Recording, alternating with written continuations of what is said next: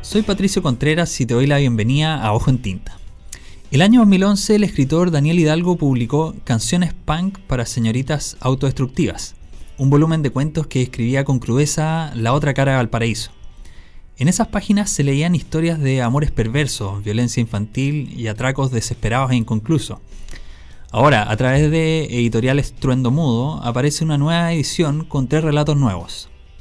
A Daniel lo entrevistamos en la segunda temporada de TV de Ojo en Tinta a fines de 2015, poco antes de que publicara su novela Manual para robar en el supermercado, que salió a través de Weathers. Esta vez quisimos hacer algo distinto y le propusimos intercambiar mensajes de voz por WhatsApp.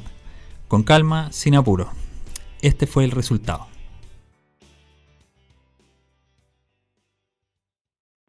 Hola Daniel, bienvenido a esta entrevista fragmentada y pausada de Ojo en Tinta. Quería comenzar preguntándote sobre lo que ha sucedido entre 2011, cuando salió la primera edición de Canciones Punk para señoritas autodestructivas. En ese entonces se editó por Das Capital.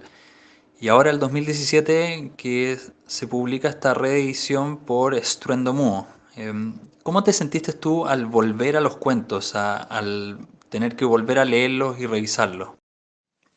Hola Patricio, bueno, gracias por la invitación a conversar, siempre entretenido, es casi como una terapia, ¿no? Cuando uno le hacen preguntas sobre las cosas que ha hecho o que pretende hacer.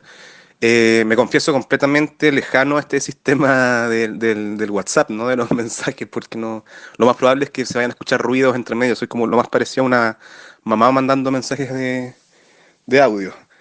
Con respecto a tu pregunta, claro, hay contextos distintos, ¿no? Canciones Punk fue mi primer libro, así como libro ya que estaba en librerías, antes había fanzineado, sacado textos en formato cartonera, pero ya el Canciones Punk fue la primera vez que había un libro circulando ya como forma de libro que uno podía guardar en su biblioteca. Esos cuentos nacieron básicamente como súper en términos prácticos, como yo sentía que estaba ensayando, ¿no? Como que empecé a mandar cuentos a concursos, me iba bien, seguí mandando cuentos, ¿no? Y de pronto me di cuenta que tenía un libro de relatos que tenían ciertas cosas en común, ¿cierto? Que las trabajé más, por supuesto, para que quedaran más cosas en común entre ellos.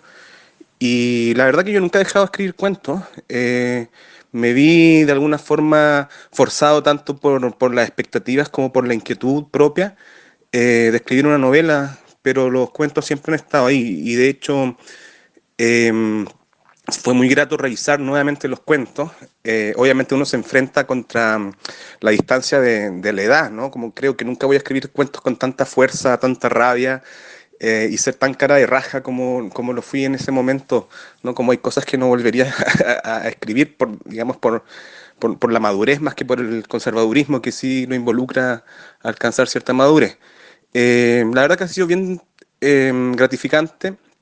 Yo siento que el Canciones Punk tiene mucho más público al cual llegar. Es un libro que fue casi como mítico, que era difícil encontrar, digamos, para los lectores. Y yo siento que ahora que hay más lectores, hay nuevos lectores, ¿no? Imagínate que hay chiquillos que tenían, no sé, 10 años, ¿no? Cuando apareció el Canciones Punk y ya no lo leían en ese tiempo, ya lo están leyendo o comenzando a leer. Entonces, entrar de nuevo a ese ámbito de los cuentos a mí por lo menos me ha servido también como inspiración, ¿no? Como que me dieron ganas de retomar cierta escritura de cuentos, ¿no?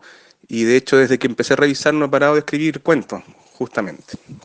Es verdad, este experimento es nuevo también para nosotros. Nunca habíamos hecho una entrevista a través de mensajes de voz de WhatsApp, pero indudablemente la calidad es mejor que la de una llamada telefónica. Quería preguntarte si nos puedes contar más sobre el bonus track del libro, porque vienen 3 cuentos nuevos que son más breves que los originales, están escritos en primera persona. ¿Son personajes más adultos quizás? Claro, el libro viene con 3 cuentos nuevos, o sea, nuevos porque no estaban, digamos, publicados en un formato así como libro, ¿no? pero son cuentos que han estado igual dando vuelta como hace rato, ¿ya? Y ocupando así como la misma terminología o la ideología del Canciones Punk, ¿no? Que el libro pretende ser una especie de cassette pirata, ¿no? Como de recopilar muchas cosas así como de todo lo que se hacía en un cassette pirata, que uno inventaba su propia biblioteca grabando cosas, ¿no? Y entonces, siguiendo la misma línea, claro, son bonus tracks. Y uno podría ser considerado incluso como un lado B, ¿no? Los cuentos son, bueno, son tres, pues, ¿no? El primero de ellos se llama Parte 2 El Regreso, ¿no? Y es un cuento que apareció en la revista ¿Qué pasa? Obviamente después lo vine trabajando. Esta cosa como cuando piden cosas para revistas, uno la manda, el Diego Zúñiga me lo había pedido. Uno las manda también, yo lo escribí el día anterior y sentí que había que trabajar mucho más. Un abrazo a Diego, por supuesto. Y lo vine trabajando un poco más. Y nada, pues está en este libro como bonus track. Hay uno que se llama Pancho, que a mí me gusta mucho, uno de mis cuentos, mira que soy vanidoso, pero uno de los cuentos que más me ha divertido escribir al menos, ¿no? Eh, También tiene que ver con ciertos contextos parecidos al Canciones Punk, por eso también están acá, ¿no? Porque tenían cierto diálogo. Pero está uno que yo estoy feliz de que esté acá, que se llama Cholo Punk Rocker, ¿no? Que coincide con la edición peruana, muy contento que hayan sido ellos los primeros en leerlo en ya como en esta versión, porque curiosamente con ese cuento el Cholo Punk Rocker fue el primer cuento que escribí como ya pensando en que quería llevar una línea como para adelante, que quería marcar ciertos territorios, ¿no? Ciertos pasajes, ¿no? Tener cierto tipo de personaje. Pero nada, pues algo pasó que en el camino no quedó en el libro final, ¿no? Entonces, de ahí lo vine trabajando, lo publiqué un par de veces, ¿no?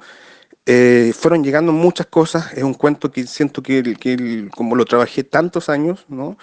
Eh, que llegó a terrenos que me agradan, que me gusta que esté en esa zona, ¿no? Y nada, pues, entonces son como, no es como que son cuentos que los haya escrito ahora, ¿no? Entonces son cuentos que han venido acompañando canciones punk y que merecían estar ahí junto a los otros cuentos por su cercanía, ¿no? Así que eso con los bonus tracks. Espérate, igual que una mamá te manda un mensaje atrasado porque se me ocurrió algo más. Mira, uno piensa como eh, bueno, yo al principio, cuando empecé cuando los tiempos en que estaba escribiendo sin saber que iba a ser el Canciones Punk en futuro, yo sentía que los cuentos eran un espacio donde había que hacer una entrega total, ¿cachai? Como entregarse completamente. Cortázar nos enseñó eso, ¿no? Que en los cuentos se da la vida, ¿no? Uno se juega la vida completa en un cuento.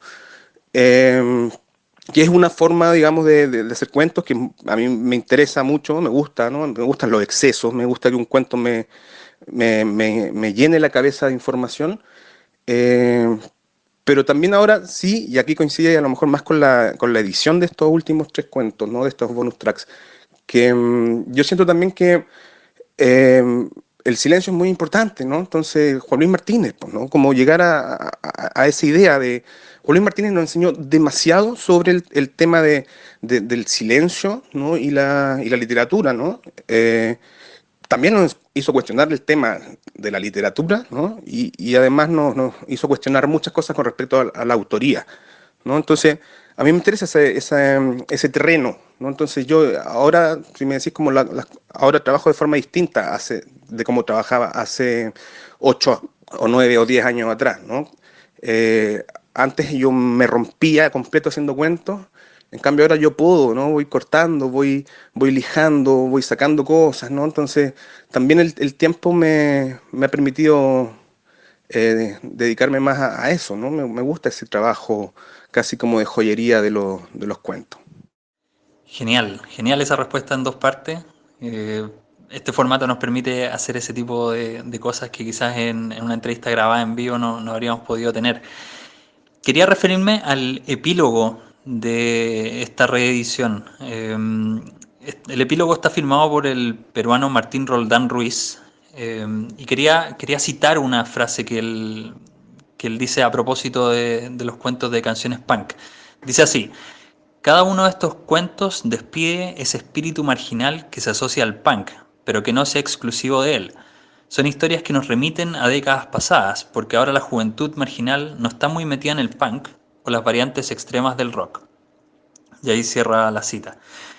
¿Cómo, cómo ves tú esto hoy, Daniel? Porque tú tienes una experiencia como profesor en colegio, en liceo.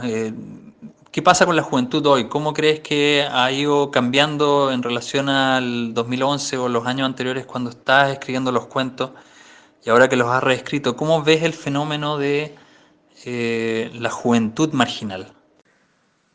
Claro, pasa que Martín Roldán que es un tremendo narrador, ¿no? Tiene una novela que se llama Generación Coche Bomba, eh, unos libros de cuentos, Este amor no es para cobardes, se llama uno, Podemos ser héroe el otro. Pasa con él que él es un militante del punk, ¿no? Y de las barras bravas, ¿no? Y él buscó, digamos, en su literatura, en su escritura, réplicas de lo que era su experiencia cotidiana, ¿no? Él es un lector de cierto espacio territorial al cual él pertenece, digamos, o interactúa con este espacio y que lo absorbe, digamos, como material de producción, ¿no? Él en Perú pasó que al punk, sobre todo este movimiento originario en Latinoamérica, por lo menos, no se le llamó punk, ¿no? Se le llamó subte, el rock subte le llamaban, que era, mezclaba todas las ondas como de la música under, ¿no? El thrash, ¿no? El metal, el punk, y formó un solo movimiento, ¿no? Entonces Martín Roldán es parte de esta cultura subte, ¿no? Eh, Sí, él siempre rabea con que ya esta idea como del trabajo contracultural ya no existe, ¿no? Como que los jóvenes, que hay mucho de eso en realidad, da para reflexionar harto, ¿no? Cómo se ha desideologizado el espacio cultural, ¿no? Y como con esta cultura más como, o sea, no sé, ya, sin discursos, ¿no? Como más moda, más estética, más skates, ¿no? Como en ese sentido, claro, hay un cambio fuerte para uno que observó, si bien no el nacimiento por mi parte del punk en Chile, sí cómo se fue forjando en los primeros años del regreso a la democracia, el supuesto regreso a la democracia. Entonces, em, pero a mí en lo personal, viendo como desde la otra mirada, porque yo tomé elementos del punk porque me gusta el punk, me gusta la cultura punk, no me siento militante de ningún espacio, ¿no?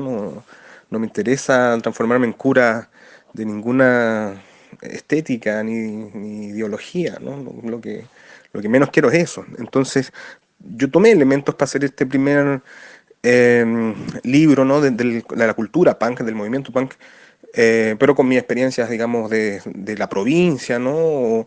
O de haberlo escuchado o adquirido desde allá, ¿no? Entonces, pero hay muchas cosas más en el libro, ¿no? Entonces, no, yo en lo personal, claro, como que no me gusta posicionarme como tampoco lo hice con la novela Manual para robar en el supermercado.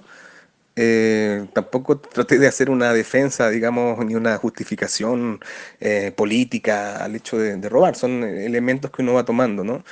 Y claro, yo siento que las luchas, muchas de la represión, como de una generación que particularmente en Chile en los 70, 80, por supuesto, y yo me permito incluir, digamos, a los que somos tributarios de eso, a los que teníamos de entre 10 y 20 años, ¿no? En los 90, ¿no? Que recibe esto, ¿no? O sea, todos hemos crecido en una constitución que no se ha modificado, que no se ha votado, ¿no? No se ha conversado con un país, ¿no?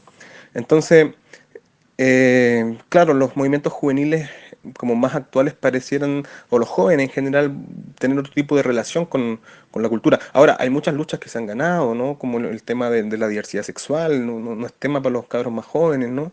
El tema quizá... Ahora sí hay clases, siempre, eso me he dado cuenta, siempre hay clases, ¿no? Cuando los cuicos quieren bailar reggaetón y trap, ¿no? Y cuando la gente de las poblas, ¿no? Se siente más identificada con estas cosas que por lo menos son de Puerto Rico o de Centroamérica, ¿no?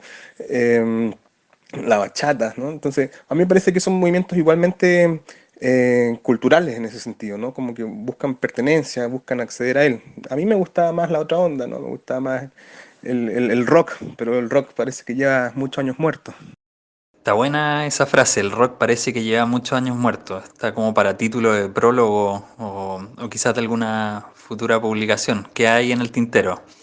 Quería ahora citarte de una entrevista que te hicieron en el año 2012 en el sitio Letras en Línea, que es del Departamento de Literatura de la Universidad Alberto Hurtado. Vamos a dejar el enlace de esa entrevista porque es un ejercicio bien interesante donde los autores hablan sobre las críticas que se han hecho de sus obras.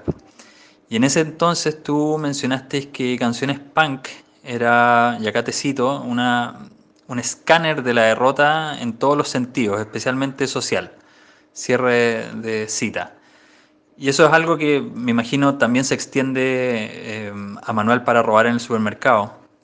Ya estos cuentos que son el que componen el bonus track de la reedición de Estruendo Mudo. Em, ¿Cómo te ves tú frente a esta idea del escáner de la derrota? ¿Te interesa seguir explorando esa beta o prefieres incursionar en otros rumbos? ¿Cuál es la ruta o la dirección con la que te planteas hoy en la producción literaria? Debo decir que estoy en profundo desacuerdo con las declaraciones que di en esa entrevista. He cambiado totalmente mi percepción del mundo y de la crítica y de los críticos. No, yo creo que sí, pues efectivamente hay una idea como que a mí me obsesiona como autor, ¿no? Que esta idea como de la estafa, ¿no? De un saqueo cultural que acá para nosotros tiene que ver con desde, digamos, los tiempos de la conquista, de la colonia, ¿no? Y que uno ve hasta el día de hoy, ¿no? Donde existe una explotación constante, digamos, del otro, ¿no? A mí me interesa eso, como que no, de atacar esta fantasía que nos plantean de que somos un país la raja, un continente la raja, ¿no? De que tenemos avances económicos, ¿no? Cuando en el fondo somos una nación constantemente saqueada, ¿no? Constantemente explotada. En ese sentido, sí, pues yo siento que me interesa esa idea. Eso también, eso es la derrota, ¿no? Eso es la derrota. Ahora, sigue siendo mi motivación porque también yo me siento profundamente estafado todo el tiempo, ¿no? Abandonado, agredido, violentado, ¿no? Por un montón de cosas que pasan, que están estructuradas así, digamos, por, por, por el poder, ¿no? Como que eso lo permite. Entonces, me creo en esa figura del escritor, ¿no? Como me enseñaron en el colegio, ¿no? Como Manuel Rojas, ¿no? Esa figura del escritor intelectual que toma material, digamos, de las clases populares, pero también para mostrar un espejo de cómo han sido agredidas históricamente estas clases populares, ¿no? Eh, yo creo que sí, pues, es mi tema. Lo he practicado en otro, el manual para robar en el supermercado, ya que hablamos de los críticos, que algunos se vieron un poco choqueados con este cambio de mirada, quizá un poco más amorosa, romántica, ¿no? Eh, media juvenil, digamos, directamente, ¿no?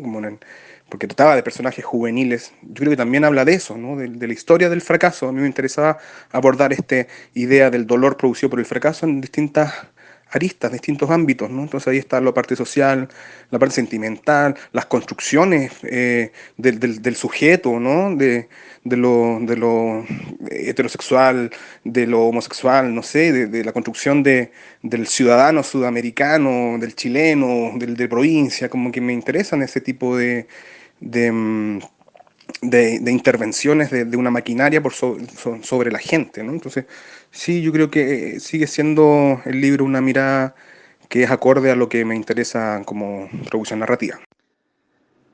Oye, Daniel, ¿y estás en algún proyecto de escritura en este momento? ¿Nos puedes adelantar algo? ¿O eres de los autores que prefieren mantener en reserva mientras están trabajando o creando? No, soy absolutamente de los que les gustan vender la pomada, como Huidobro. Sé que Huidobro adelantaba en las solapas de sus libros los próximos volúmenes que iba a publicar y muchos de esos no existieron. A mí sí tengo ideas, o sea, sí tengo cosas avanzadas, digamos, ¿no? Que es básicamente un volumen de cuentos que estoy en estos momentos como surciéndolos, como te decía al principio de la entrevista, sacando todo lo que se puede sacar, pero que quede muy bien armado. Yo creo que esos cuentos ya están hechos, tengo que solamente, digamos, trabajar en este sentido. Tengo una idea de una novela que también la he venido más que nada escribiendo, pero de estos proyectos monstruosos que tú crees que van a ser de 100 páginas y te das cuenta que van para más, ¿no? Entonces, que va creciendo como un monstruo, ¿no? Como un buen monstruo. Y entonces en ese sentido, sí, pues tengo eso más o menos como claro, y lo otro es como probar también suerte. En realidad, la pega del escritor es tan miserable, digamos, que uno intenta divertirse por lo menos mientras la hace. Entonces en ese sentido sí, tengo muchas cosas, ideas que escribir y ver cómo las vamos publicando. Estaremos atentos ahí esperando a ver lo nuevo de Daniel Hidalgo en el futuro. Lo último que te quería pedir es más que nada si nos puedes hacer sugerencias o recomendaciones.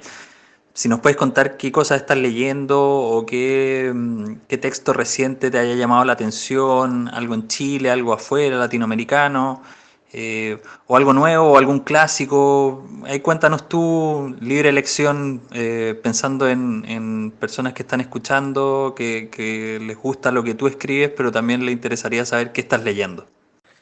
Oye, decir que entre medio fui a comer, almorcé, así que nada, pues, tuve harto tiempo para pensar en lo que me preguntaste. Estoy viendo lo que estaba leyendo, por lo menos lo que está sobre la mesa donde dejo los libros que estoy leyendo. Eh, hay un, hay un libro, una especie de ensayo, crónica que publicó la editorial Montacerdos, de un autor norteamericano, Ben Nadler, que se llama Punk New York City 1981-1991, que es una reflexión en torno a la banda Reagan Youth y a lo que conformó, digamos, este movimiento de los ochentas, ¿no? En Nueva York, cuando el punk vuelve y se articula en una escena más cercana al hardcore, ¿no? Y a lo ideológico y a las protestas, ¿no? Entonces, bien interesante la mirada. Es un libro que además está traducido por la Constanza Gutiérrez, que ella también es autora y tiene un libro que se llama Terriers, un libro de cuentos que también absolutamente recomendado. ¿Qué más? Así como que quiero recomendar un libro que es de Alfredo García Cid, que se llama Los Rolling Stones son mejores, libro de cuentos también con muchas referencias a la cultura popular. Y no sé, Martín Roldán, hay que leerlo, Generación Coche Bomba, una novela imprescindible, ¿no? Sus cuentos también. Eh, y no sé, pues clásicos, ¿qué se me pueden...? Sabes que hace poco encontré una edición muy bonita, a mí me gustan las ediciones antiguas, así como encontré un de Carlos León, ¿no? Y sobre todo esta trilogía inicial que él tiene, ¿no? Con Sobrino Único, Las Viejas Amistades y Sueldo Vital, ¿no? Eh, Tres novelitas muy pequeñas, hay una como de El Sobrino Único, debe tener 10 páginas, 20 páginas, era una edición bien bonita. El hombre de Playa Ancha le decían a Carlos León. A mí me interesa la construcción de Valparaíso, por cierto, que realiza él a través de estos personajes muy mínimos, ¿no? Contrario quizás a la cosa media epopeya de Salvador Reyes, ¿no? Del mar. Aquí son habitantes de una ciudad, ¿cierto? Que si bien es portuaria, ellos realizan, digamos, labores como ciudadanos menores, ¿no? Bien interesante ahí, por supuesto, Carlos León, que lo recomiendo.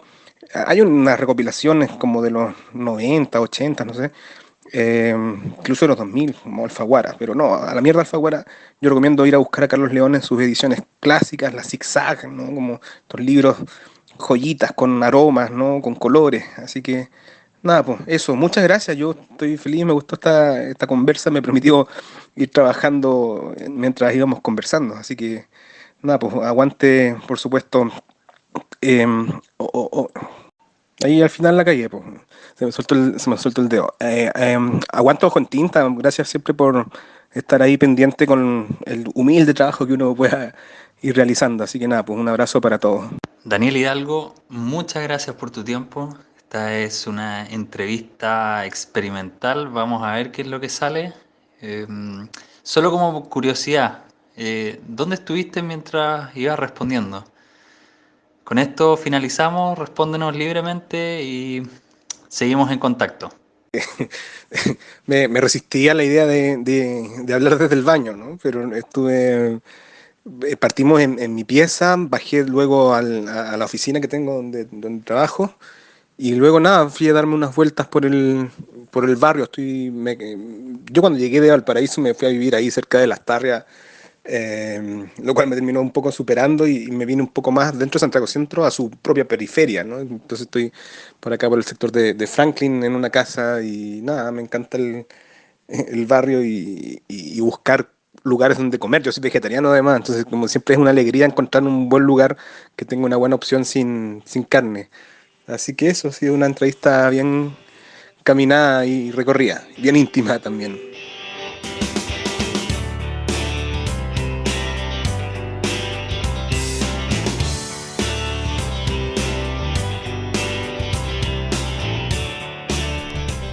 Esta conversación con Daniel Hidalgo se realizó a través de mensajes de voz de WhatsApp.